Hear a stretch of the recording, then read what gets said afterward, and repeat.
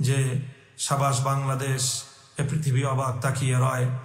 আমাদের তরুণ যুব প্রজন্ম, ছাত্র নেতৃত্ব আগামী দিনের তারা জাতীয় নেতৃবৃন্দকে একটি উত্তম দৃষ্টান্ত উপস্থাপন করে দেখিয়েছে কিভাবে একটি জাতিকে পরিচালনা করতে হয়, কিভাবে একটি বিপ্লবকে পর্যায়ক্রমে সাফল্যের দুয়ারে উপনীত করতে হয়, চূড়ান্ত সফলতা কিভাবে ঘরে তুলতে হয়, এবং সেজন্য যে ত্যাগ এবং কোরবানি স্বীকার করতে হয়, সেজন্যে জালিমের রক্তে চক্ষুকে কিভাবে উপেক্ষা করতে হয়, সেভাবে কিভাবে রিমান্ডে নির্যাতনের মুখেও অকুত ভয় এবং স্থির থাকতে হয়, অটল এবং অবিচল থাকতে হয়।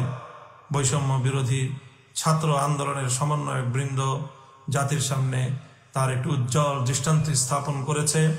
আগামী দিনে তাদের এই দৃষ্টান্ত যে কোনো নেতৃত্বের জন্য একটি মাইল ফলক, অনুসরণীয় দৃষ্টান্ত হিসাবে কাজ করবে। সেজন্য আমি বৈষম্য বিরোধী ছাত্র আন্দোলনের সকল সমন্বয়ক বৃন্দদেরকেও আমি আমার ব্যক্তিগত এবং আমার অঙ্গনের পক্ষ থেকে, আমাদের হেফাজতে ইসলামের পক্ষ থেকে তাদের শুকরিয়া জ্ঞাপন করছি।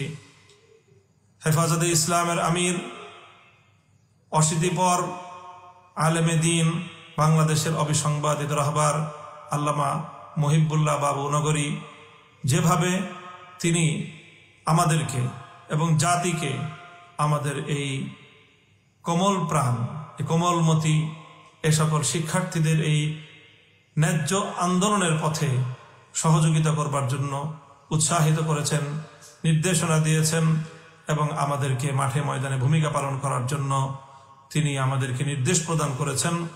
সেজন্য আমির হেফাজত সহ হেফাজত নেতৃবৃন্দকেও আমরা শুকরিয়া জ্ঞাপন করছি। অন্যান্য ইসলামী অঙ্গনের অনেকে, ইসলামী আন্দোলন বাংলাদেশের নেতৃবৃন্দ এক্ষেত্রে অগ্রণী ভূমিকা পালন করেছেন। আমরা তাদেরও জাতির পক্ষ থেকে শুকরিয়া আদায় করছি। অনেক ত্যাগ এবং কোরবানির পর সর্বশেষ আজ 5ই আগস্ট জাতির সেই বহু কাঙ্ক্ষিত বিজয়ের দিনটি এলো। অত্যন্ত দুঃখ এবং ভারাক্রান্ত হৃদয় নিয়ে বলতে হয়, এই দিবসের চূড়ান্ত বিজয় আসার ঠিক পূর্ব মুহূর্তেও গতকালকে যে অনাকাঙ্ক্ষিত আরও প্রায় শতাধিক প্রাণহানির যে ঘটনা ঘটল, এ ঘটনা আসলেই না ঘটালেও চলতো। যারা ক্ষমতার মসনদকে আঁকড়ে ধরে রাখার যে এক জেদ, যে জেদ মানুষকে কোন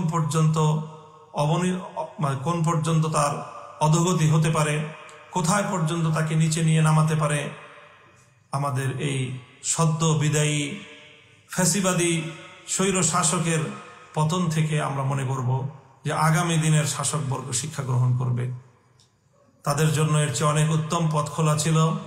জাতির কাছে তারা যদি আত্মসমর্পণ করত, সময় থাকতে তারা যদি জাতির প্রাণহানির আত্মঘাতী পথে পা না বাড়িয়ে যদি জাতির সাথে, জাতির আগামী দিনের তরুণ সন্তানদের সাথে যদি তারা সমন্বয় এবং তাদের কাছে যদি তারা আত্মসমর্পণ করার একটু মানসিকতা লালন করত, তাহলে আজ তাদের এই করুণ পরিণাম বরণ করতে হতো না।